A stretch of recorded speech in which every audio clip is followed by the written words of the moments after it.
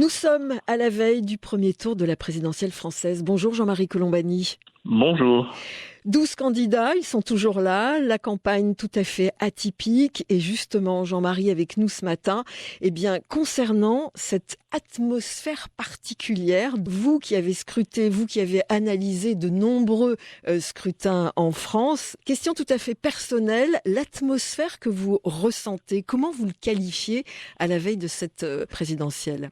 Étrange et comme s'il y avait un gros nuage noir qui nous recouvrait, quoi, parce qu'on est quand même dans un contexte où on a subi, et on subit toujours d'ailleurs la pandémie de Covid, et où la guerre s'est réinstallée en Europe avec l'invasion de l'Ukraine par la Russie, et donc tout cela crée un climat de tension, d'incertitude, plus le paysage national qui est étrange, quoi, qui est tout à fait étrange et qui ne ressemble en effet à aucun autre parce que voilà une campagne qui semblait être à la fois distante et sur des rails et puis qui tout d'un coup Mhm. prend une toute autre allure, et une toute autre physionomie avec une incertitude maximum. Donc c'est en effet un scrutin à nul autre pareil. Alors, on va parler de cette incertitude maximum. C'était surtout les titres de la presse internationale cette semaine qui, entre guillemets, s'en donnaient à cœur joie, en parlant d'un candidat Macron qui a snobé les autres candidats, qui a snobé les émissions politiques. Du coup, il baisse. Marine Le Pen monte. Et il y a ces gros titres, je crois que c'est dans la presse américaine et anglaise. Peut-être qu'elle peut gagner cette élection en 2022 et que Macron puisse la perdre. On y croit à ça? En tout cas, c'est une hypothèse qu'on est obligé d'intégrer, car si vous voulez, l'un des grands phénomènes de ce scrutin, c'est le très très haut niveau de l'extrême droite. Parce que il y a cinq La ans, famille Marine Le Pen, politique la plus de voilà, 33% quand même. voilà, exactement. 33%. Là, il y a 5 ans, Marine Le Pen était seule à la représenter, et là, Zemmour s'est joint à la troupe, plus Dupont-Aignan évidemment. Mhm. Donc l'ensemble, ça fait un Français sur trois, ce qui est tout à fait considérable.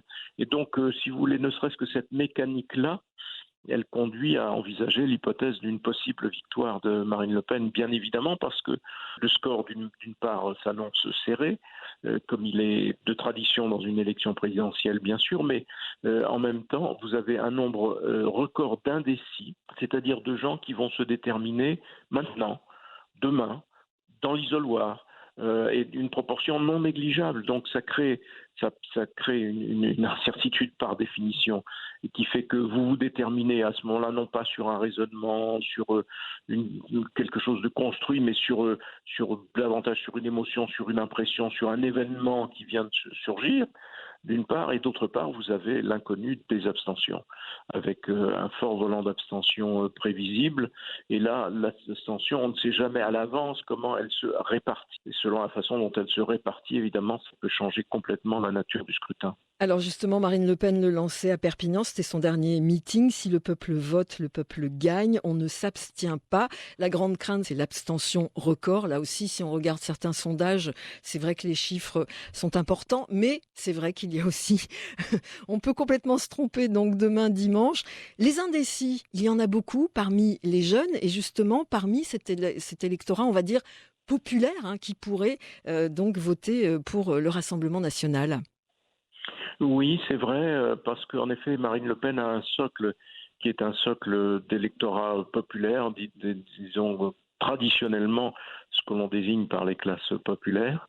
Et la population jeune aussi semble réfractaire à ce scrutin aussi, ce qui n'est pas sans poser de problème, même si, en effet, une partie non négligeable des jeunes est tentée par un vote extrême. Moi, ce qui me fait toujours sourire, c'est les gens qui s'attribuent le peuple, comme vient de le Oui. faire Marine Le Pen. Mais tout le monde représente le peuple. À partir du moment où vous êtes élu quelque part, vous représentez le peuple. Donc, et le peuple n'est pas, comment dire, attaché à une personne ou à une famille politique. Mais ça, c'est une façon de réhabiliter ou de recréer le clivage, nous, le peuple, contre les élites qui nous gouvernent et qui nous trompent, et ainsi de suite. C'est j'allais dire, le fond de sauce de base de tout populisme qui consiste à dire cela et à faire campagne sur cela. Donc oui, en effet, le nombre des indécis est assez étonnant, est assez inhabituel. On ne peut pas, pour le coup, le prévoir ou l'analyser, puisque par définition, ce sont des gens qui vont se déterminer au dernier moment, encore une fois, peut-être même dans l'isoloir. Alors la dernière question, Jean-Marie Colombani, c'est sur le président Macron, qui fait quand même les frais un petit peu de l'agacement des électeurs. Une campagne, je vous dis, prise en retard, un président évidemment pris sur d'autres fronts. Est-ce qu'on peut imaginer qu'il se rend compte qu'il a fait des erreurs et qu'est-ce qu'il y a dans la tête en ce moment, Emmanuel Alors, Macron, à la veille? ça c'est difficile de s'y mettre. D'ailleurs, il n'aimerait pas que quiconque se mette à sa place. Donc, non, ce qu'il faut dire, c'est que d'une part, le premier tour se joue sur deux anti. L'antimacronisme sera-t-il plus fort que l'anti-lepénisme? Et donc, c'est un petit peu ça qui va déterminer l'ensemble du scrutin. Pour le moment, l'antimacronisme s'est puissamment réveillé à l'occasion de la campagne. Il faut dire, à la décharge d'Emmanuel Macron, qu'il est quand même employé sur d'autres fronts. C'est vrai que la période pour un président de la République est extrêmement chargée. Ça, c'est une difficulté objective. Mais par exemple, c'est presque ce qu'on lui reproche, de ne pas parler assez des Français, du pouvoir d'achat, de l'environnement. Bien sûr. Bien sûr, alors qu'il est par définition l'essence même de la fonction, c'est évidemment ce qu'il est en train de faire par ailleurs sur d'autres fronts. Donc ça lui est reproché, mais ça lui est reproché à tort. En revanche, ce qui est clair aussi, c'est que il n'a pas, si vous voulez, de thème ou de thème de campagne qui puisse créer un nouvel élan autour de lui. Un seul exemple, ce que les Français ont retenu de son programme, c'est la retraite à 65 ans. Mais il n'y a pas plus impopulaire que cela. Lui considère que c'est un marqueur de sa volonté de transformation et de réforme.